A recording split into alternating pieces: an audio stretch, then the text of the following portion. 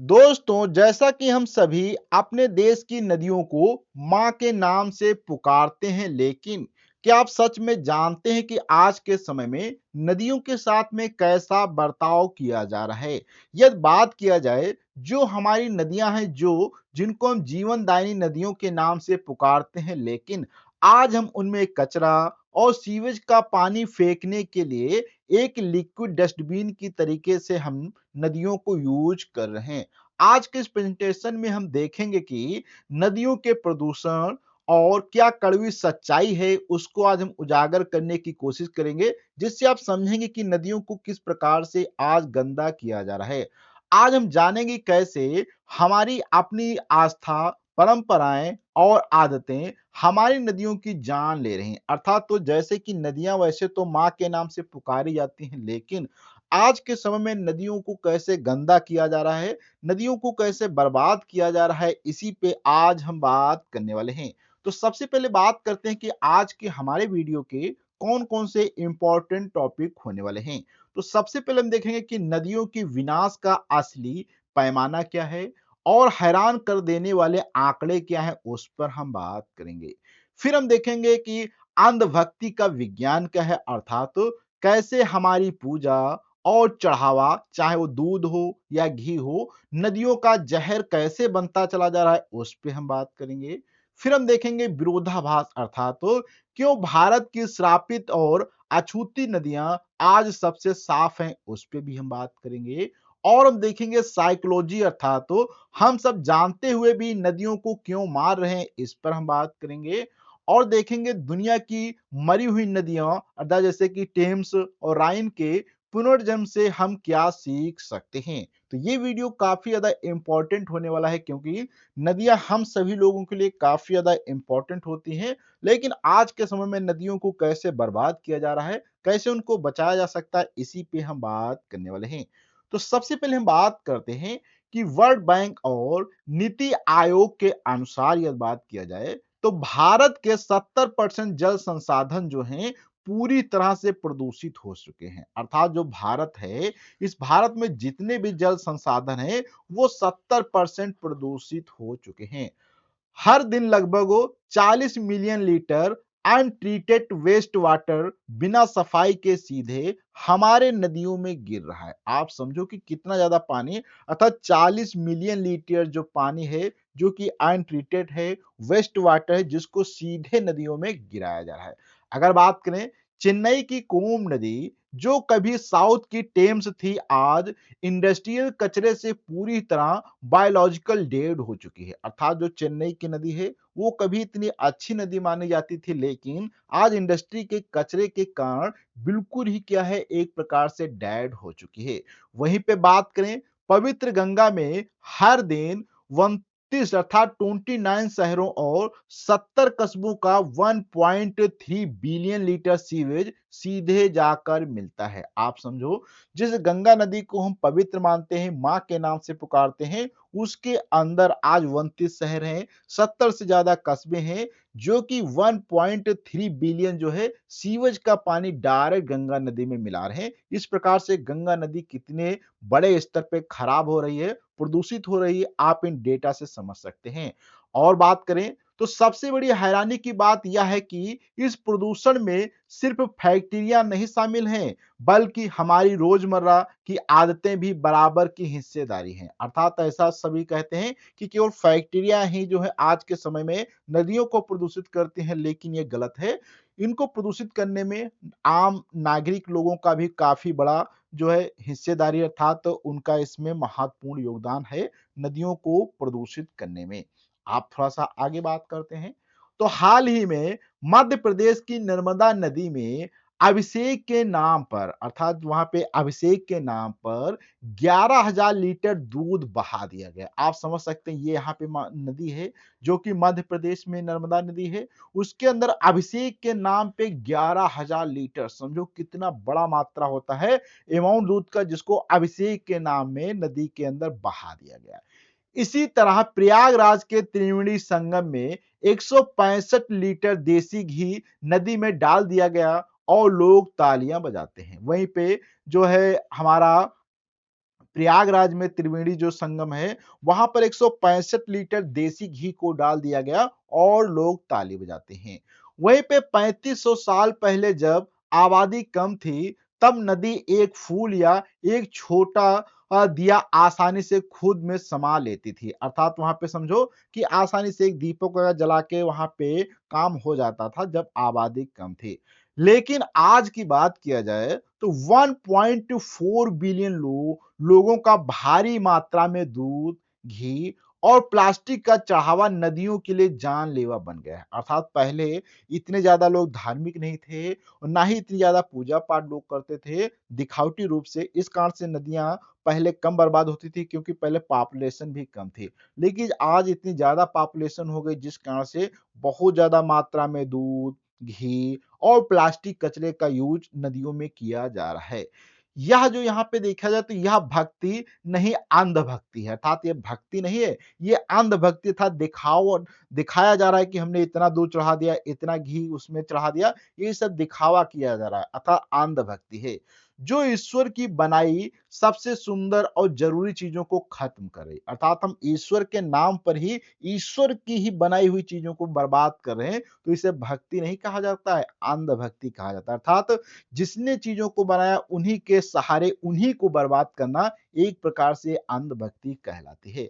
वहीं पे थोड़ा सा बात करते हैं तो विज्ञान के अनुसार अगर देखा जाए तो नदी में दूध डालना कच्चे सीवेज से 250 गुना ज्यादा खतरनाक होता है। अर्थात तो जो हम लोग नदी में दूध डालते हैं वो एक सीवेज से जो पानी निकलता है उससे 250 गुना ज्यादा खतरनाक होता है। अब कैसे खतरनाक होता है उस पर थोड़ी सी अगर बात करें साइंटिफिक तरीके से, तो दूध का यहाँ पे बायोकेमिकल ऑक्सीजन डिमांड जो होता है बहुत ज्यादा होता है, जो पानी का सारा ऑक्सीजन तेजी से सोख लेता है। अर्थात जो हम दूध इसमें डालते हैं तो दूध क्या होता है, ये ऑक्सीजन को बहुत ज्यादा मात्रा में सोख लेता है, जिस कारण से वहां पे ऑक्सीजन की कमी हो जाती है। और दूध का फैट पानी की सतह पर एक मोटी परत बना लेता है जो हवा से ऑक्सीजन को पानी में जाने से रोकती है। आप समझो कि पानी के अंदर जो ऑक्सीजन थी उसको तो दूध ने खुद सोख लिया, और दूध से जो यहाँ पे मलाई अर्थात चिकनाई निकलती है या फैट निकलती है वो पानी के ऊपर जाके, जैसे कि यहाँ पे आप इमेज में भी देख सकते हैं, ये एक लेयर यहाँ पे बना लेता है दूध, जिसके कारण से फैट की लेयर जिससे ऊपर से ऑक्सीजन आना अर्थात आती है रिफ्लेक्ट होकर वापस चली जाती है। अर्थात ये अंदर ऑक्सीजन भी नहीं जाती है, अर्थात अंदर से दूध ने ऑक्सीजन खींच लिया और बाहर से आना भी मना कर दिया। इस ऑक्सीजन की कमी और एल्गल ब्लूम के कारण मछलियां और अन्य जलीय जीव तड़प कर मर जाते हैं। इस प्रकार से अंदर जलीय जो जीव होते हैं, चाहे वो कछुआ हो, मछली हो, इन सभी को ऑक्सीजन की कमी के कारण इसके अंदर जो होते हैं तड़प कर मरने लगते हैं। इस तरह जिसे हम पवित्र चढ़ावा मानते हैं था, जिसे हम दूध को पवित्र चढ़ावा मानते हैं, वह वैज्ञानिक रूप से पूरे इकोसिस्टम को कोलैप्स कर देता है, अर्थात बर्बाद कर देता है। तो आप समझ सकते हैं कि दूध को हम लोग पानी में तो मिला रहे हैं, अर्थात तो नदियों में डाल रहे हैं एक जो है पूजा पाठ के नाम से, लेकिन वो कितना खतरनाक है, कितने लोगों के जीवों को मार देता है, आप ये समझ सकते हैं। अब थोड़ा सा आगे बात करते हैं। चंबल नदी को श्रापित नदी माना जाता है। किसको माना जाता है? श्रापित नदी, जो कि चंबल की नदी है उसको हम लोग श्रापित नदी मानते हैं। इसलिए वहां कोई बड़े धार्मिक अनुष्ठान या भारी भीड़ नहीं जाती है। अर्थात इसको श्रापित नदी या बहुत खराब जो अशुभ नदी के नाम से जाना जाता है, इसलिए वहां पे कोई चढ़ावा या धार्मिक कार्य नहीं किए जाते हैं। इसी श्राप ने चंबल को बचा लिया और आज यह भारत की सबसे साफ नदियों में से एक है, जहां दुर्लभ घड़ियाल सुरक्षित हैं। आप समझो कि ये चंबल नदी जो है, यहाँ पे आप देख सकते हैं, ये इतनी पवित्र नदी है क्योंकि इसके अंदर लोग आज ना ही कोई अनुष्ठान करते हैं, ना ही पूजा पाठ का कोई यहाँ पे कूड़ा कचरा डालते हैं, जिस कारण से इसके अंदर आज घड़ियाल वगैरह जीव भी इसके अंदर अच्छे से साफ पानी में तैरते हुए दिखाई देते हैं। इसी तरह अगर बात किया जाए तो मेघालय की जो है उमनगोट नदी एशिया की सबसे पारदर्शी नदी है, जहां ना ना नावें हवा में तैरते दिखती हैं। अर्थात देख सकते हैं ये नदी है, इसमें नावें भी तैरते हुए दिखाई देती हैं।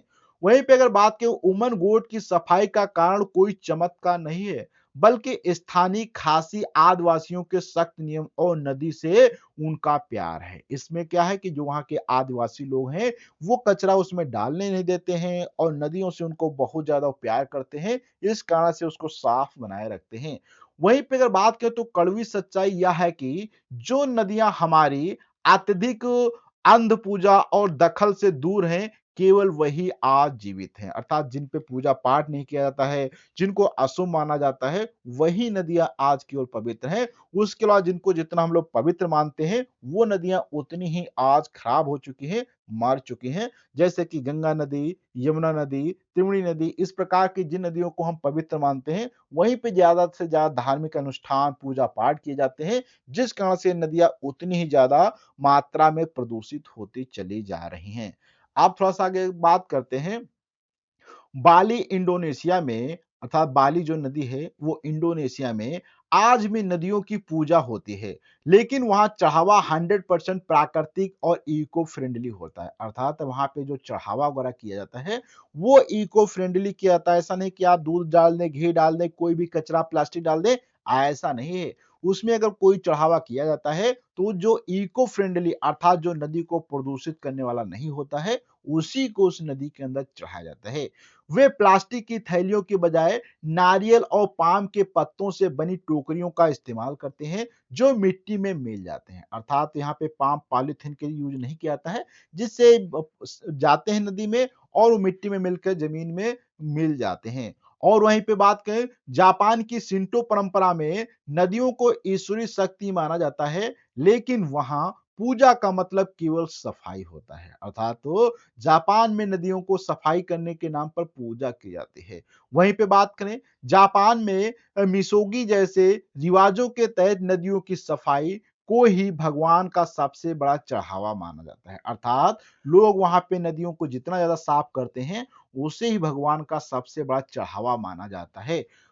तो थोड़ा-सा बात करें, तो हमें भी दूसरे देशों की तरह अपनी परंपराओं को समय और बढ़ती आबादी के हिसाब से तुरंत अपडेट करने की ज़रूरत है। जैसा कि दूसरे देशों में नदियों को साफ करने के लिए कदम उठाए जाते हैं, उसी प्रकार से हमें भी अपने देश अर्थात भारत जैसे देश में नदियों को साफ करने के लिए जो है कड़े कदम उठाने पड़ेंगे, क्योंकि यहाँ पे बहुत ही अंध भक्ति के नाम पे बहुत बड़े-बड़े स्तर पे जो है नदियों को प्रदूषित किया जाता है।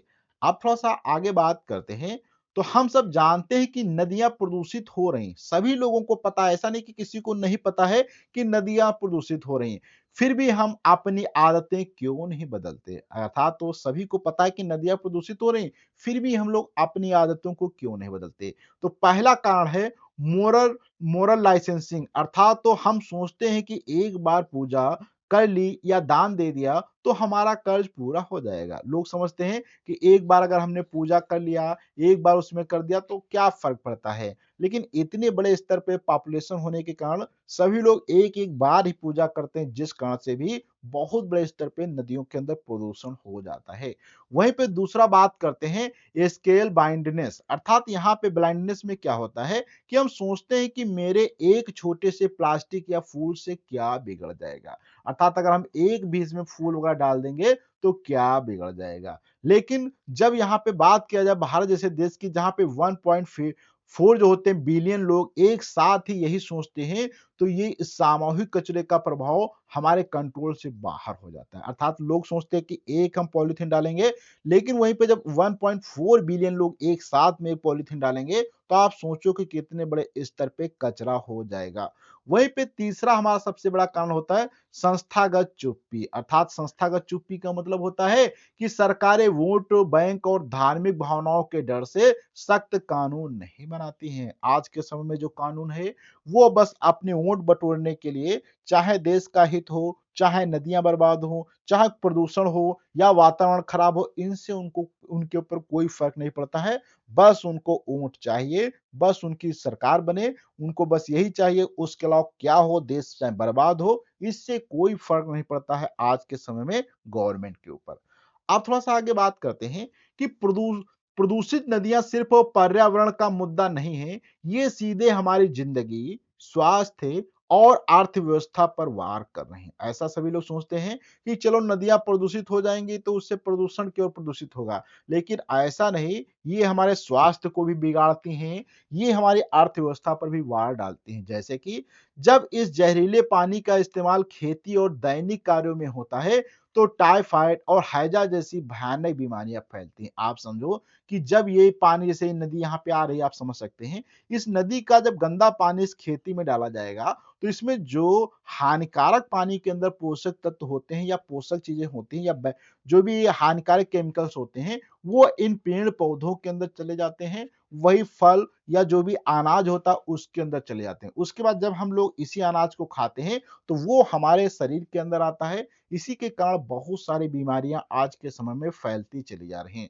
वहीं पे लंबे समय तक इन रसायनों और प्रदूषित पानी के संपर्क में रहने से कैंसर जैसी जानलेवा बीमारियों का खतरा कई गुना बढ़ जाता है।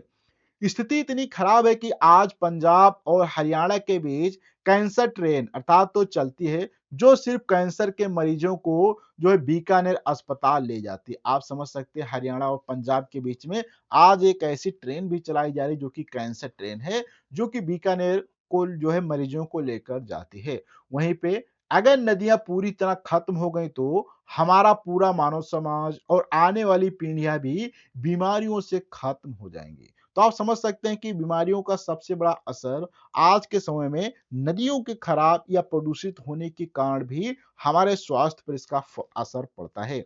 आप थोड़ा-सा बात करते हैं इतिहास के ऊपर। तो इतिहास जो है गवाह है कि अगर नीयत साफ हो, तो मरी हुई नदियाँ भी वापस ज़िंदा हो सकती हैं। अर्थात अगर हम लोग चाहें, तो जो नदियाँ आज प्रदूषित हो चुकी हैं, उनको फिर से साफ कर सकते हैं। जैसे कि 1986 में यूरोप के राइन नदी में भयानक केमिकल ब्लास्ट हुआ, लेकिन वह ज़ीरो टॉलरेंस पॉलिसी और भारी जुर्माने लगाए गए। अर्थात अचानक से फैक्ट्रियों ने उस नदी राइन नदी के अंदर इतना ज़्यादा प्रदूषण डाल दिया, इतना गंदा पानी जिससे नदी प्रदूषित हो गई। लेकिन इतना भारी वहाँ पे जो है पॉलिसी और भारी जुर्माना लगाया गया, नतीजा ये हुआ कि सिर्फ 10 साल में हैवी मेटल प्रदूषण 90% तक गिर गया और 100 साल से गायब सैलेमन मछलियाँ वापस आ गई। अर्थात तो प्रदूषण इसमें फिर से क्या खत्म हुआ और बहुत सारे जीव-जंतु नदियों के अंदर फिर से वापस आने लगे। वहीं पे 60 साल पहले लंदन की टेम्स नदी को जैविक रूप से मृत घोषित कर दिया गया था, पर आज वहाँ 125 प्रजातियों की मछलियाँ उसके अंदर पाई जाती हैं। वहीं पे भारत में नमामि गंगे पर जो यहाँ पे आप देख सकते हैं 20 करोड़ अर्थात तो 20,000 करोड़ रुपए खर्च हुए, लेकिन जब तक एक तरफ से सफाई और दूसरी तरफ से कचरा डालना जारी रहेगा, नदियाँ साफ नहीं होंगी। अर्थात नदी अर्थात गंगे को साफ करना अर्थात तो नमाम गंगा प्रोजेक्ट लाया गया जिसमें 20,000 करोड़ रुपए का अर्थात छोटा-मोटा रकम नहीं, 20,000 करोड़ रुपए खर्च किए गए, फिर भी गंगा नदी साफ नहीं हुई क्योंकि वहाँ पे एक तरफ सफाई हो रही थी, तो दूसरी तरफ से कचरा डाला जा रहा था, जिस कारण से गंगा नदी आज भी साफ नहीं हो पाई है। आप थोड़ा-सा आगे बात करते हैं समाधान क्या है? तो देखो समाधान बिल्कुल स्पष्ट है कि हमें दिखावे की भक्ति छोड़कर अर्थात हमें दिखाना नहीं है कि हम भक्ति कर रहे हैं, असली ज़िम्मेदारी उठानी होगी। अपने दैनिक जीवन और पूजा में केवल बायो जो होते हैं यहाँ पे बायोडिग्रेडेबल चीजों का इस्तेमाल करें और प्लास्टिक को नदियों से दूर रखें। अर्थात आज हम क्या करते हैं ऐसी चीजों को नदियों में डालते हैं जैसे कि प्लास्टिक। इस प्लास्टिक को नदी के अंदर बिल्कुल भी नहीं डालना है, बोतल को बिल्कुल नहीं डालना है। इसमें ऐसी चीजों को डालना है जो नदियों में जाल जाते समय कुछ ही दिनों के अंदर गल के मिट्टी में मिल जाए, जिससे हमारा क्या होता है नदी खराब नहीं होती। वहीं पे इंडस्ट्रीज के लिए जीरो डिस्चार्ज पॉलिसी सख्ती से लागू हो ताकि एक भी बूंद केमिकल पानी में ना जाए। अर्थात तो उनके ऊपर ऐसे सख्त नियम बनाए जाए जिससे वो कोई भी केमिकल नदियों में ना मिलाएं। हमें स्थानीय सफाई अभियानों का हिस्सा बनना होगा और सख्त जो है हमें पर्यावरण कानूनों की मांग करनी होगी। माँ को सिर्फ पूजा नहीं आ जाती अर्थात माँ की सिर्फ पूजा नहीं की जाती है, उसकी रक्षा भी की जाती है। आज यही अपनी आदतें बदल लें, वरना नदियाँ सिर्फ किताबों में रह जाएँगी। तो आप समझ सकते हैं कि नदियाँ जो हैं कितने बड़े स्तर पे खराब हो रही हैं, इनको सफाई करने का हमारा सभी का जो है मेन मुद्दा है, इसको आपको साफ करना चाहिए। तो ये वीडियो आपको कैसा लगा? प्लीज़ आपको अपना फीडबैक कमेंट बॉक्स में देना है। अच्छा लगा हो तो लाइक करें, अपने दोस्तों को शेयर करें। हम किसी नए टॉपिक के साथ में मिलते हैं अगले वीडियो में। जब तक के लिए धन्यवाद।